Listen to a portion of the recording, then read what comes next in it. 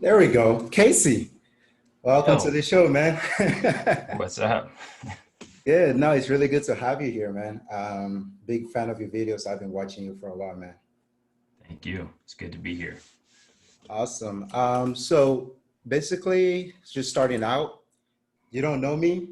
I don't know you. I just hit you up like on the out the whim. Just I saw your Cold call. Instagram and I just messaged you. So the podcast that I'm working on right now is just I currently run a newsletter, a financial newsletter. I'd say from like medium to maybe advanced investors.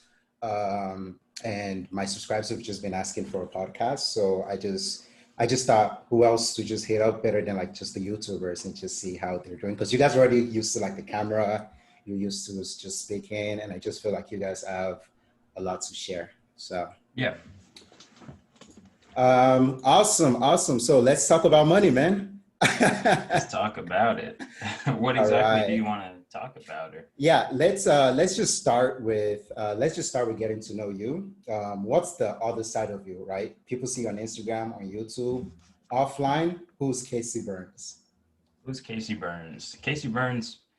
Um, I'm a hustler, honestly, man. Like, it's fun. It's fun to me. Like, I like gaming the system. I came up when I was Hmm. younger. I came up. I was a gamer, big gamer. I think I see a little some PS4 going on back there, some Xbox That's going a on behind conversation me. starter right there. That's why I have those up Yeah, there. so I was real big on that. It was interesting. Like early on in life, my favorite games were games where I could deal with the money. It's like Yeah. Fable was my one of my favorite games. Like GTA, I love that game because you could go mess around in the stock market, and Yeah. it never really occurred to me um, that you could do that in real life. And I was like, whoa, you could, like this is a real thing. Like I never understood what they're talking about on CNBC. It just kind of flashed before my eyes, and yeah, basically graduated college, and I was like, hey, I don't want to be a broke, 40, 50, 60-year old. So the rest is history for now. That makes sense, man. And I also know that you're in the army, right? Yes, still in the Or army. still in the army. How does that kind of like impact your journey, like your personal finance journey?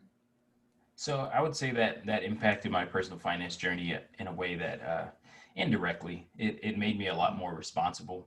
Um, Hmm. I think that if I wouldn't have gone in the army, I would have stayed kind of in this little boy mentality where I'm thinking everybody's supposed to do something for me. But you get in the military, you get in that first basic training situation, and it's like your drill sergeant is telling you it's got to be done now. So if you're late, man, they'll make everybody do push-ups in front of you. That's the crazy. They when they do group punishment, they don't punish you. They'll punish Yeah. everybody except you. So now everybody's mad at you. It was a slap in the face, man. It was like, you better be on your stuff or there's going to be very severe punishment. So it was a big wake up call to me that I had to take my life a little bit more seriously, that I couldn't just be lazy and hope that, mommy and daddy are going to do it for me, or hope that, mommy Yeah. and daddy weren't at basic. And I learned that very quickly. I did No, have a that's daddy at awesome. basic, and it was unfortunate.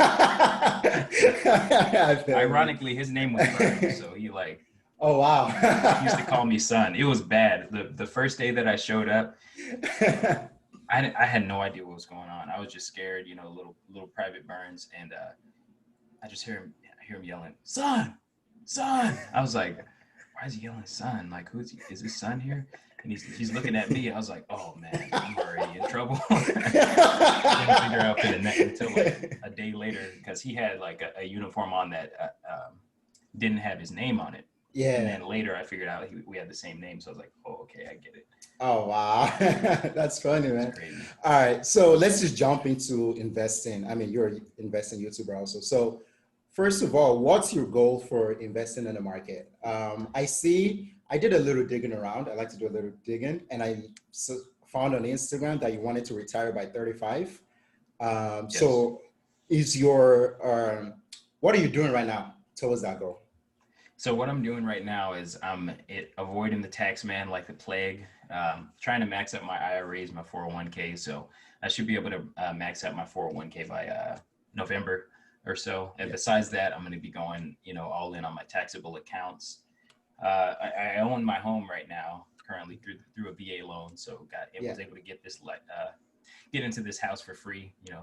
Was blessed to be able to do that. And ideally within the next year or two, I want to start diversifying into some real estate. So for me, the goal number for me, I calculated it out to be about $775 to about $800,000 that I would need to live on passive income. So that's my goal. Little sub goal. I actually just saw somebody posted 1%. Like this is how much your net worth has to be in the 1% by your age. Yeah. And I think for 24 through 29 was 80,000. So right now I'm sitting at about like 62. Oh, wow. So I'm trying to hit that by the end of the year. Yeah. And then for like 30 to 34, it was like 400,000. So I want to hit that. So those are my goals. Try to retire by 35. And after that, sky's kind of the limit. I really want to do a lot of outreach and stuff like that. And help out the also, okay, I was going to touch on that, on the philanthropic aspects part of it. You're a really big fan of the Giving Pledge, right? Yes. Big fan Why? of the Giving Pledge. Why would you want to acquire all that money, and why would you just want to give it all away? So I think that's what a lot of what I see, in very, very wealthy people, because I feel like you should study people that you want to ultimately be like. A lot of what I see is that they don't do it for themselves, or they don't do it entirely for themselves. Either they're doing it for their family, or they're doing it to give it away, or they're doing it for their foundation. A lot of them have something that's outside of themselves, because when it comes down to it, you only need so much to live off of. You only need so much, you can only have so many cars, you can only have so many houses and so many, vacations, everything. You can only consume so much. And the only way to really reach that next level, or the only reason why to reach that next level, besides people who reach that next level and then they find that there's no fulfillment for them there, is to do it for somebody else. So, I mean, if I go accumulate, $100 million in my life, and then I don't have, no family to share it with, or no foundation, or no charitable work, or no, I'm not helping anybody, then what was it all for? You're just going to be kind of a sad sap with $100 million to his name. And that's kind of it, All right. Yeah. Okay. So on the last question, you did mention that your goal for this year, so you're kind of like your short-term goal. Given where we are in the stock market right now, this pandemic going on, the disconnect from the stock market, from the economy, what are you doing in the short term to guarantee that short-term goal that you have for this year? So what I'm currently doing is so I was going to make a video about this, but a little sneak preview for anybody who comes and watches this early. We can wait till that video goes out, and then I can comment on it. Oh no, it's all good. Basically what I'm doing is it's basically a lot of what people do is kind of backwards, because they kind of follow their feelings, they follow the feeling of the market. So what I've been doing recently is kind of paring back, cutting back on those investments that really just flew through the roof, and switching it more into some cash and cash equivalents. So the interesting thing that I've been seeing in the market is that a lot of funds, like very ultra short-term bonds, the funds have been going up in value. And that's probably because, as we know, 80% of the market is controlled by fund investors. So if the market is moving in a certain direction, that means that the funds are moving it. So institutional investors, professional investors, people that are handling billions of dollars are starting to move into cash. We haven't seen the market pull back too much. I mean, it's pulling back a little bit, but what you're starting to see is people are starting to move into cash. So I moved into cash, gold, silver, and a little bit of short to intermediate term bonds, not too long term of bonds, because the only way that interest rates have to go right now is up. So that's going to crash bond prices. So I've shifted into things that are close to cash, and things that are money proxies like gold and silver. And what I've seen is that my portfolio last week, not that a week matters, but my portfolio was up a little bit on the week, while the S&P 500 is down close to 2%. So as the S&P starts to fall, my portfolio, how it's set up right now, is going to fall a lot less, if at all. Okay. So There are different buckets of, I guess, the school of investing. There are Mhm. some who say never to time the market, and there are some like you. And what I'm seeing is right now is that you recognize the cycles in the market. Have you read Howard Marks' Mastering the Market Cycles? I have not. I That's on my list of strongly, things to do. I strongly recommend it, especially because you talk about the bond market a lot, and in all your videos, you keep saying understand the bond market. You understand everything else that's going on. So I really think Mhm. you're going to enjoy that book. But I also noticed that you just recognize the cycles, and what you try to do is position your portfolio in a way to just benefit from this. You're giving yourself a chance to get lucky, basically. Yeah. So, and what you're doing right now, some people would even call that market timing, but it's not necessarily, you just see what's going on and you're protecting yourself. Yeah. So what Well, would you say yeah. to, yeah, go for it. I was gonna say, I say it's more of a defensive posture. Okay. It's more like, you know, I don't know. I always use this example, but it's like if you were at the top of, a big tall building, like you were at the top of, I don't know, some skyscraper, and what I'm not doing is market timing. What I'm more so doing is I'm backing away from the ledge a little bit because I notice it's a little windy up there. That's more so what I'm doing because I'm still, for the most part, fully invested. I haven't moved into actual cash, but Yeah, things like ultra short term bonds move so little in value that they're basically like cash. like cash. So, Yeah. if I'm 15% hard assets, like gold, silver, and Yeah. 20% cash equivalents, at least that I'll be able to take some of that down and put it into the stock market if we really see some pullbacks, if we really see the Dow hit, 22, Yeah. 21,000 again. Okay. Okay, cool. Um, on the topic of cash, one of the few things I stress on my newsletter, which is targeted towards younger investor, is that cash is just trash, right? Yeah. Just avoid it like the plague, really. And just simply because you're young, especially if you don't need the money now, the paper gains in the market don't really matter much to you if you're young and don't need the money now. But I think Yeah. you expressed that you had short-term goals for things you needed the money for, and that's why you're making those moves, Yeah, exactly. right? So with Okay. with the Roth IRA, that's one of the ones that I do have short-term goals with that money potentially. Yeah. I plan to eventually quit my job at some point. So all the 401ks, the Roth IRAs, all that stuff is going to be Yeah. moved into a different account. And at that point, when it becomes self-directed, then I can move that into something else. That could be a real estate purchase. That could be Hmm. some other types of funds, or I just want it to be there. I have a shorter term time horizon with that. So With that's those. kind Okay. of If exactly. if you didn't if you didn't have a short-term horizon, what would you be doing right now? Right? You think things are overvalued right now, but at the same time you don't have a need for the money. So what would you be doing with your portfolio right now? So I think what I would be doing right now, which is what I will be doing with the additional money on top of, because I did max out the Roth IRA. Oh, What I would be doing with it is looking for some value and some cash flow, like uh, looking at AT&Ts. I'm looking at stocks like Altria. I'm looking at the oil sector because it's getting beat up really bad.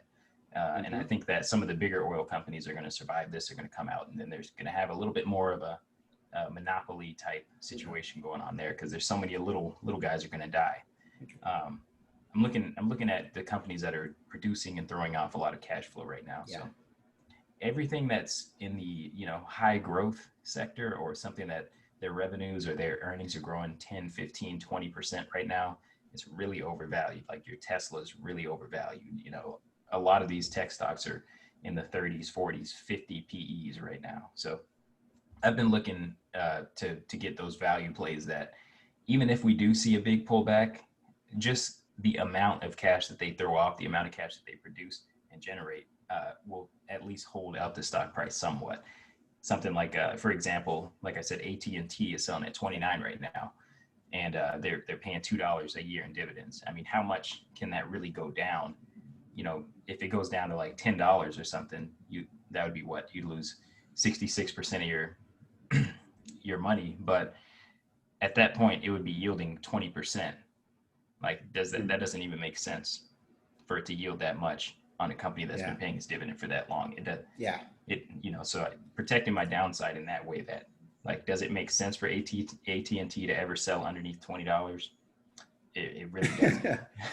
Okay, I see that. So I'm actually working on a paper right now. Actually, okay, so another sneak peek would be just about the market right now and the growth and value spread. I don't know if you've been following, but it's the widest as it's ever been. And the last time it was this wide, I believe, was during the tech bubble.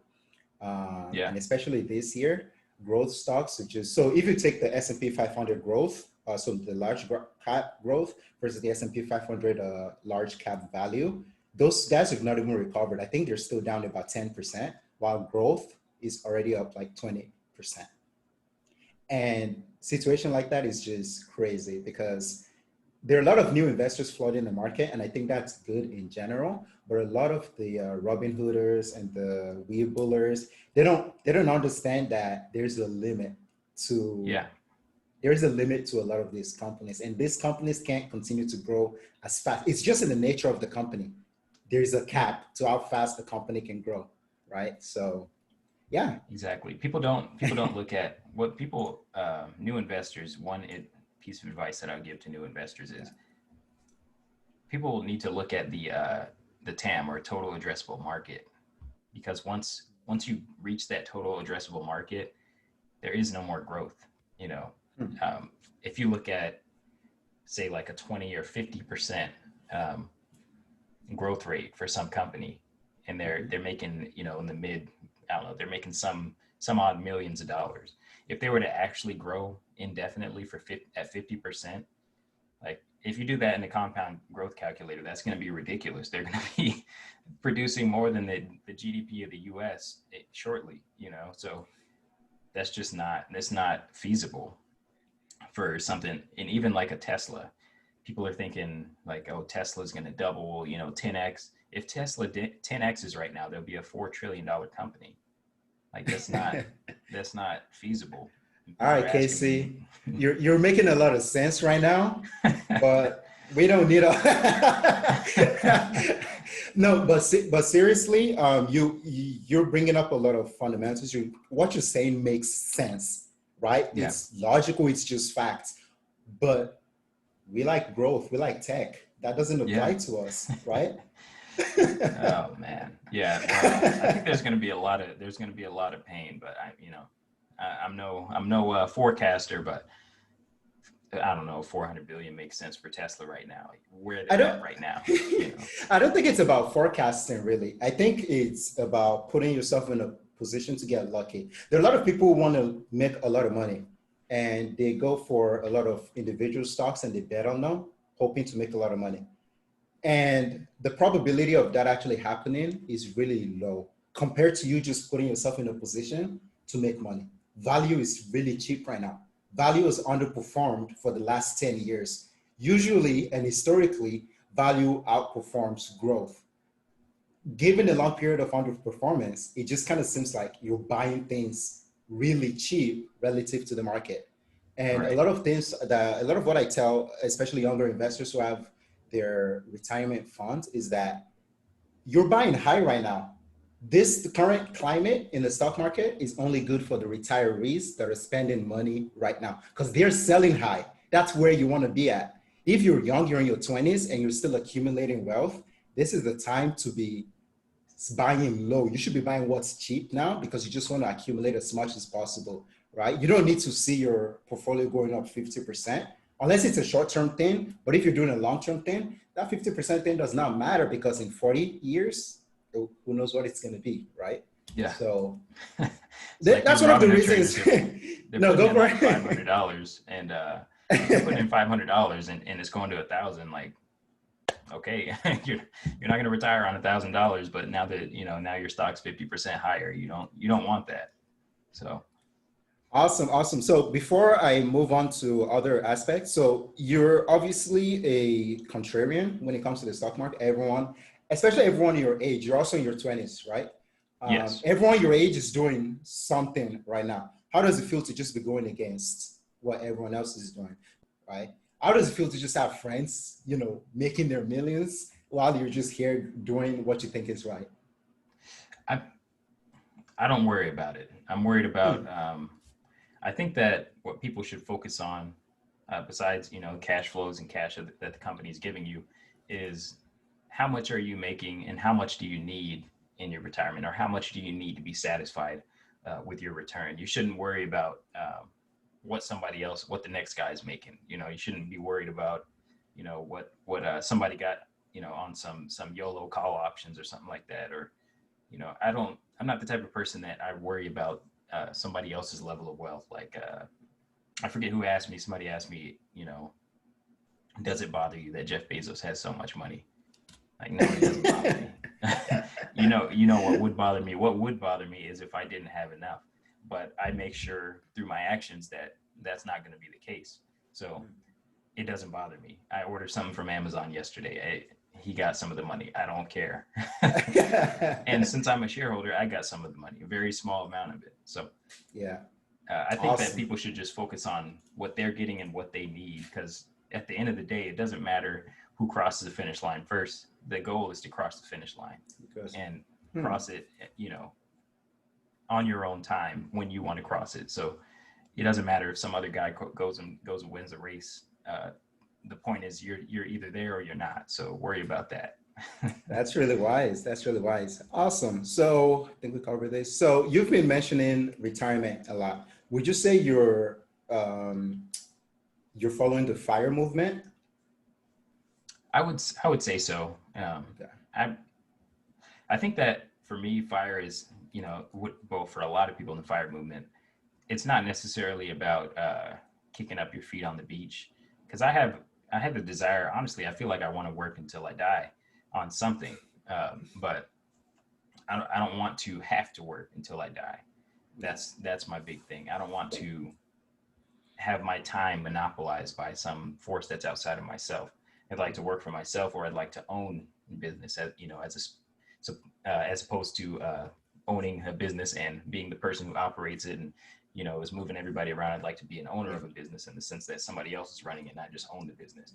So for me, it's more about freedom. It's more about my ability to give back.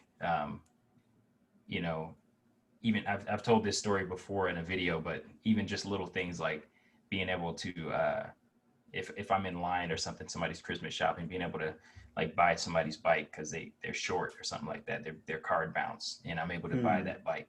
Little things like that. I think it just, contrary to what a lot of people will say, having more means just makes you a better version of yourself. You can be your best version, because a lot of us want to give, but we don't always have anything to give. So that's kind of what it means to me, is freedom and giving. So Those are some wise words, man. Those are some wise words. Awesome. Now let's do a detour and let's just go to YouTube, right? Um, how so first, your YouTube channel is really interesting. Your most popular video is called the fastest YouTube video ever. And it's a 1 second long YouTube video of just Sonic. Just was that when did you upload that? So, oh man, when did I think I uploaded that in 2010 or 2009 or something like that. And I don't know why I uploaded that. And I wanted to. So back when I first started it, the whole channel, I wanted to be like a Call of Duty YouTuber. Okay. And, I never really got the equipment, or I never really saved for the equipment, or I never really felt like I had the time, just because I was always in sports and I had so much, I had all these extra classes that I was taking in high school, and I was taking like AP classes, and I didn't really have any time to go do anything besides really play, and all the technology was just kind of like, I basically never did it. These are all excuses. Yeah. So uploaded that. I don't know if they're still there. No, I think I deleted them, but I had some like Guitar Hero videos. I deleted them. Shouldn't have deleted those. But and my other video that's still up there is the Romeo and Juliet final from 9th grade. Oh, wow. So I promised my friends I would leave that up, because they were like, "Oh, dude, don't delete that, because if you delete it, it's gone." like it's gone forever because nobody has it. So Oh wow. So what made you make the switch to finance and investing? honestly, when I found Graham Stephan, and I think he reawakened uh, my childhood dream of being on YouTube, and I had forgotten about it. I kind of buried it, and I told myself, I'm going to live basically other people's dreams of what I was supposed to do, like doctor. I was supposed to go be, this big business tycoon, or I was going to go be, some type of IT professional or army officer. All these things that when I was a kid, I never wanted to be. When I was a kid, I wanted to be on YouTube. I wanted to play video games.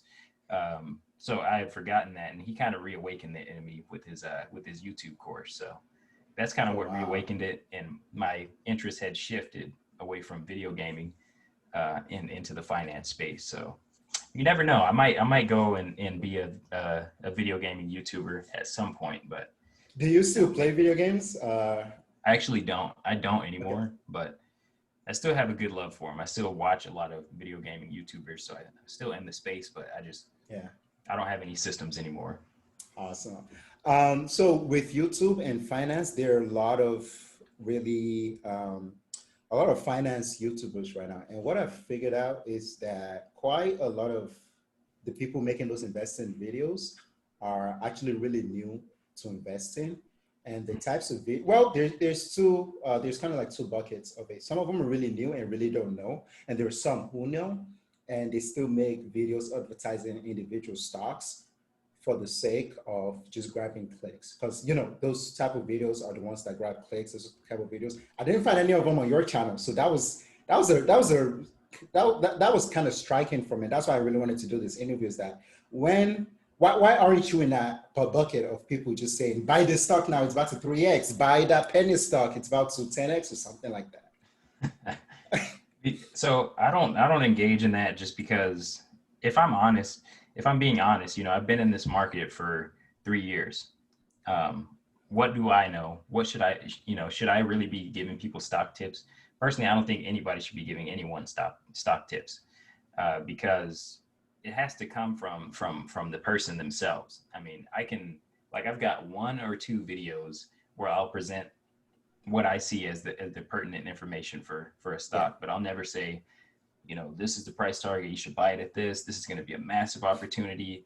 Like, I just think that at that point, you're basically giving people a license to make bad investment decisions. And so what I'd rather do on the channel is say, hey, look, these are the things to consider. This is what I am doing, and this is my performance, my past performance. Past performance does not guarantee future results, but just here's some education on things. If you happen to be a person that's at a lower level than I am in your investing career, I hope this helps you, but you got to make your own decision. So I think that that's the best type of content, but it's not the most click grabbing type of content, because people just want to watch a 10-minute video, go buy a bunch of a stock, and then hope that it goes up by 200% the next day. So that's Smart. That's really smart. Awesome. So we're kind of getting to the end segment here. And one of my last questions that I just came up with that I like to ask is, what makes a successful investment? Because you've mentioned people who kind of buy something, that stock goes up, let's say 20%, they sell it, they feel like they made a really good investment. In your words, what makes a successful investment? I think for me, what makes a successful investment is the same thing that would make a successful investment in a private business. So I think a successful investment has to do with the price that you pay for it. I think that it has to do with the amount that your company generates in earnings. For example, if you were going and buying like a private restaurant, you wouldn't, quote it every 5 minutes. You wouldn't be looking at your phone to see how much you could sell your restaurant for. You would be saying, what do our receipts look like? What do our expenditures look like? Are we able to cut some money, out of the tax man? Are we able Mm-hmm. to, increase our earnings year after year?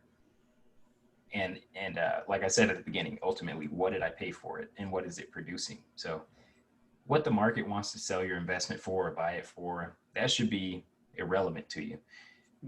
If you still believe in what it's worth relative to what the market is pricing it at. I mean, obviously, at some point it can get so overpriced that, hey, maybe I sell this or maybe I shave this down. I'd say that a successful investment is one that you pay the right price for and then it produces for you over time. Nice, nice, nice. What are some must-read books that you would recommend to newer investors? So it really depends on what you want to learn. I'm actually, funny enough, I'm actually rereading this one right here. I don't know if you guys can see that. Intelligent Investor, rereading it right now. I'm on chapter 9. But I think that, that one's a great one, Intelligent Investor. Benjamin Graham's other book, Security Analysis, is a really good book. Okay.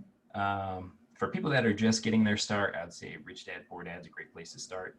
Richest Man in Babylon's a great place to start.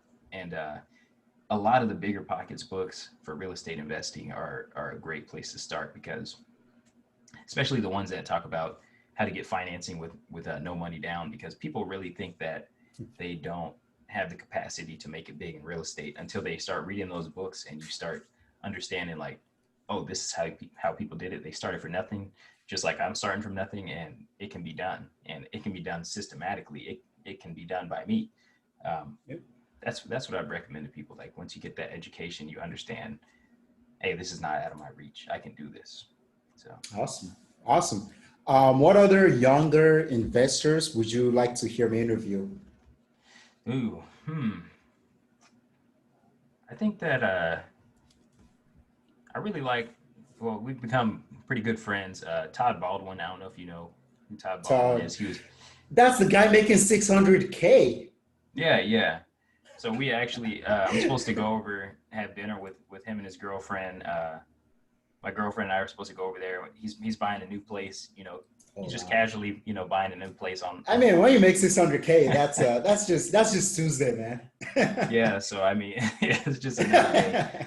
But, hey, I aspire to be like him. I'm not hating on him. I aspire to be like him. So I feel like I'm one of the more honest people that will say that. People really want to be like these richer people, these people making a lot of money, but so you got to hang around him. I think that he would be a good guy to have on. Okay. Who else? I think I don't know if you know who Dimitri Panici is. Or I don't know if I even said his name. he's has the Rise Productive podcast. Pretty good guy.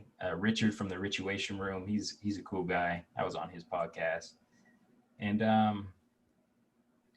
I don't know, a lot of other people that I'm thinking of, they've got a lot of attention already. One guy that I think that people should follow is Joe Brown from Heresy Financial. I don't know if you've seen that channel. He's got kind of a small channel, but he talks a lot about the Federal Reserve. He talks a lot about sound money and the wizardry that's going on with the money printer. So he's a really good guy, really smart guy, knows a lot about macro and things like that.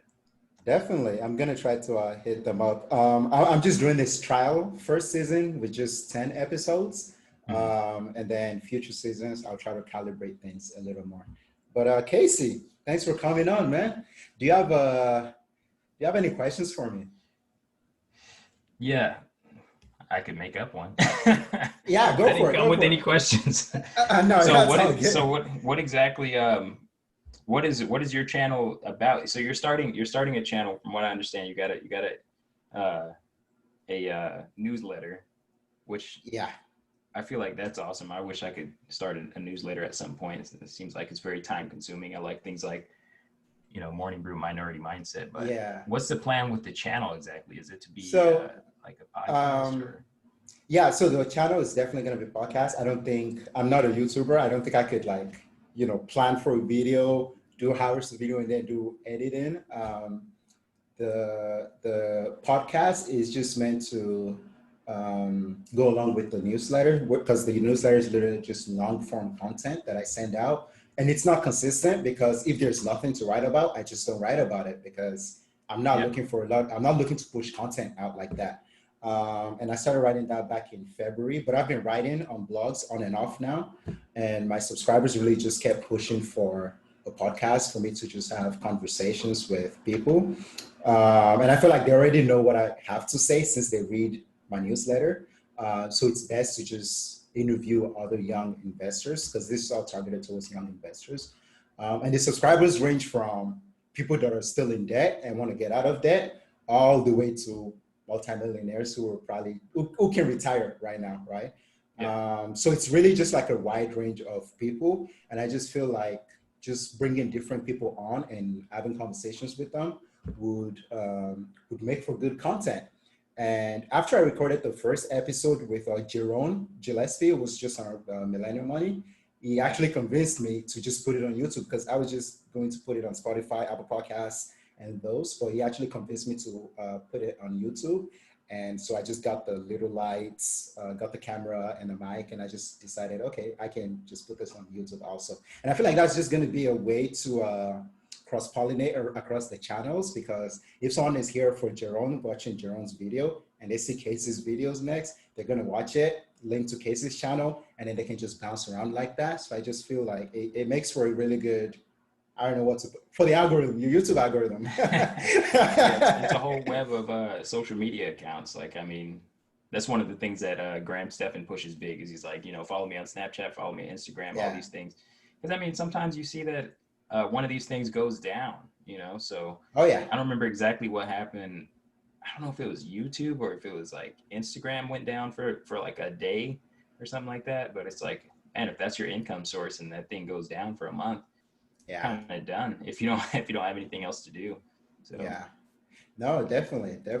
Yeah. So that's how this podcast got started. So we'll see how it goes. But so far, so good. The guests I've had on, including yourself, have just been really insightful in how you actually think about your finance. You seem to have a methodical way of just approaching this money problem. And I feel like more. Also, something I've also noticed is you YouTubers have a different side when you're not making your YouTube content, right? yeah. Because this podcast just feels different from I've seen a lot of your videos, and this podcast just feels a lot different from your videos. And I really think it's important for your followers, especially, to see that other side of Casey Burns, you know? So Yeah. yeah. I've gotten that because there's been a couple of my subscribers that have hit me up, just whatever, and then we end up talking phone, Zoom meeting, or whatever. They want me to talk to their college class, or they want me to talk to, you know, whoever, and I'm like, okay, got a little bit of time, and they're like, man, you're a lot different in your videos. You seem like a lot more serious, or whatever. Like, I don't know, it's very different. And then even in person, people that meet me in person, it's like even different than that, because I mean, you never try to be fake, but I mean, there's a certain air that comes with you're just sitting there talking to a camera, like Yeah. you know, it's different than talking to a person. And then, you know, me talking to you on a screen is different than if you were really here, like There in it's just person. all. Yeah. What's up with all the games? Like what type of games you All play right. these days? So I'm a PC gamer. Okay. I don't know if I'm gonna leave this in the video or cut it out, or probably just leave it for the YouTube cut.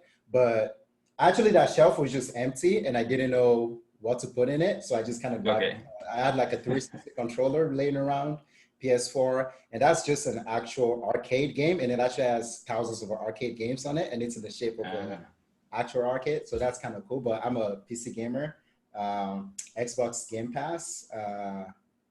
I think I wrote earlier this year. I wrote about how Microsoft kind of just won the console wars, whatever you want to call it. And that's one of my. I feel like that was one of my most popular newsletters because people were able to relate to the gaming content more than investing, even though it's an investing newsletter. So it's just kind of interesting. Yeah. You know, a funny story. I was sad, man, because like when I first came into the investing game, I was coming in from the gaming world, right? So Yeah. the stocks that I invested in were like AMD, Okay. Nvidia, Oh boy. and like Microsoft, and just like all the gaming and Yeah. Chegg, because I just got out of college, so I invested in Chegg. Man, I just looked back at those stocks; they're up like 1,000%. I should have just stayed with what I knew. I think that's one of the biggest things, right? Just staying with what you know. Yeah. Yeah, it's AMD especially. You know, AMD was just in that rut for a really long time. but as soon as it kind of got some momentum to it, there was just no stopping it for a while. Yeah. So I yeah, think that that's something that is not to be missed. Like me looking back on that, that's something that's not to be missed because when I was, I was so deep in college and gaming yeah, that all I really knew was, all right, I do my homework, I'm on Chegg, and then when I'm on gaming, people are talking about all these AMD products, and they're talking about Nvidia, and they're talking about who has the better. Like we're deep in that world, selling yeah. products better than any of the investors, and then I slipped over into the investing world, and I just forgot about all that other stuff, and it's like, It's all so good, man. Well, I appreciate you for coming on the show, man. I really appreciate it. yeah, of course, man, it's good to have me. That was weird. It's good to It's all be on. right. It's good to be on, man, and it's good to meet you. I'm glad the conversation went so well, and yeah, let me know if you ever want me to come back on or whatever. Awesome, awesome. Thanks, man.